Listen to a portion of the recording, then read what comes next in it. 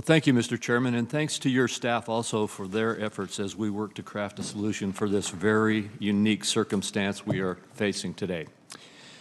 Without question, deepening ties with Taiwan and its vibrant democracy is in our nation's best interest.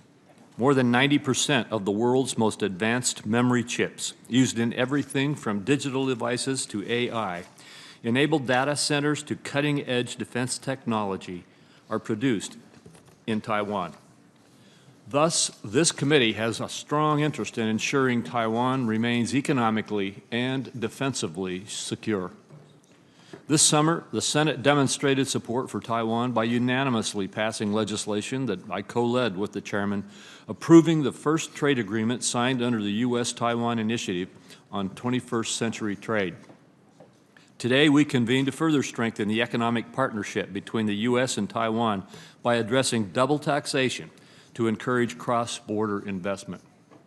Taiwan is our largest trading partner with whom we do not have an income tax treaty. Normally, Congress enters into a tax treaty with a country to alleviate the double tax burden on cross-border investment.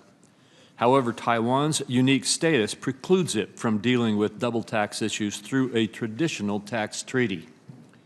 The process we are considering today should not be viewed as a new template to shortcut or end around tax treaties.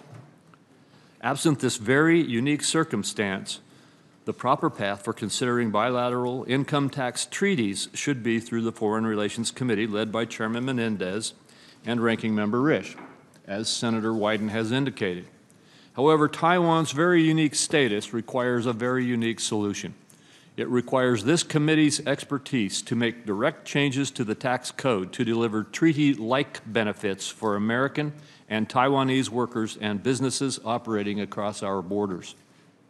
These direct changes to the tax code will unlock cross-border investment and provide businesses and workers much-needed certainty in four main areas, all of which are in the scope of a traditional tax treaty. First, the bill will significantly reduce withholding taxes on dividends, interest, and royalties paid on cross-border investments. According to a 2020 survey by the American Institute in Taiwan, almost 4 out of 5 Taiwanese companies with a U.S. presence consider the current 30% dividend withholding tax to be a considerable factor preventing additional U.S. investment. These additional investments are especially crucial in our ability to enhance our onshoring capabilities for advanced manufacturing. Over the past few years, supply chain shortages and surge in demand for computing power have highlighted the critical importance of Taiwan's semiconductor industry to the basic functioning of products we rely on for everyday life. While those additional investments by established chip makers will bolster our economic and national security, those larger companies cannot operate in isolation. They rely on a large network of small and medium-sized suppliers. The second part of the bill, applying permanent establishment rules to create a higher threshold for taxation in the source country, would reduce barriers for smaller and mid-sized Taiwanese companies to conduct certain activities in the U.S., fortifying our domestic supply chains. This bill not only encourages business cross-border investment, it also provides relief and certainty for workers. For Taiwanese workers performing services in the U.S., this bill provides they can spend up to half a year in the U.S. before subjecting their wages to U.S. income tax, encouraging those workers to invest more time in U.S. operations.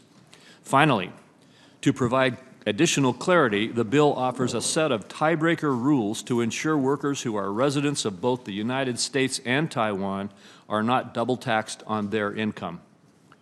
Importantly, all of these items are subject to reciprocity. These benefits are contingent on Taiwan agreeing to provide reciprocal benefits to U.S.-based companies and individuals investing and working in Taiwan. While foreign direct investment from Taiwan into the U.S. has surged over the last few years, Taiwan is also a key destination for U.S. exports.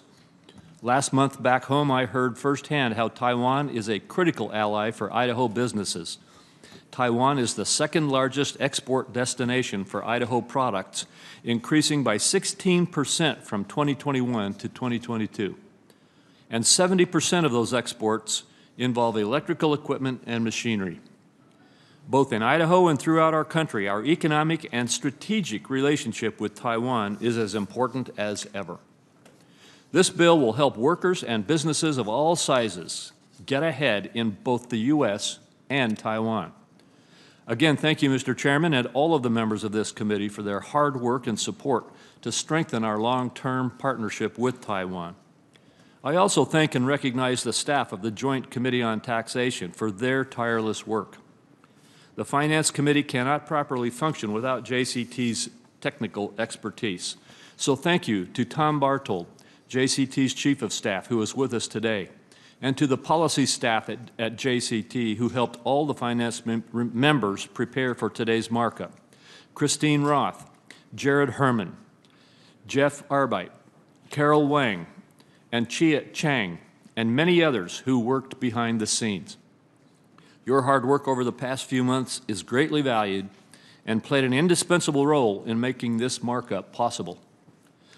Once the Finance Committee reports this bill, I look forward to continue working with Senators Menendez and Risch and their colleagues on the Foreign Relations Committee on this issue. I'm encouraged by recent progress we've made and confident we'll be able to find an appropriate path forward for each committee. Thank you, Mr. Chairman, and I yield back.